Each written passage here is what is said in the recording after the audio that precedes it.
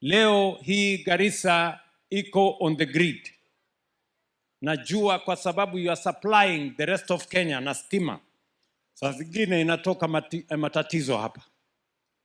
Nimesema ya kwamba kabla Ramadhan ianze, tuwe na transformer ingine kubwa hapa kuhakikisha kwamba hapa Garissa kusitokee mambo ya blackout tena.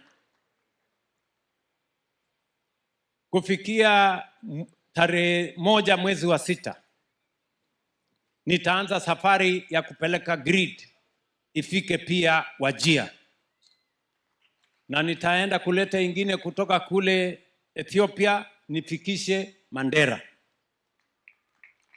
For the first time tutalete mambo ya madaraka hapa Northern Kenya. Mwezi wa 6 mwaka huu tutafanyia mambo ya celebration ya National Independence Day hapa Northern Kenya.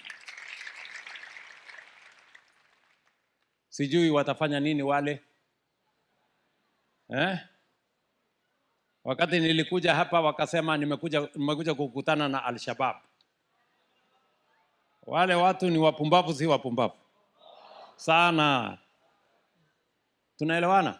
So I want to tell you, the people of Northern Kenya, we are moving together. I committed myself that under the bottom-up economic transformation program, we are going to lift everybody, and no person, no region, no community, no religion is going to be left behind. We are going to work together as one nation with a common destiny as the people of Kenya.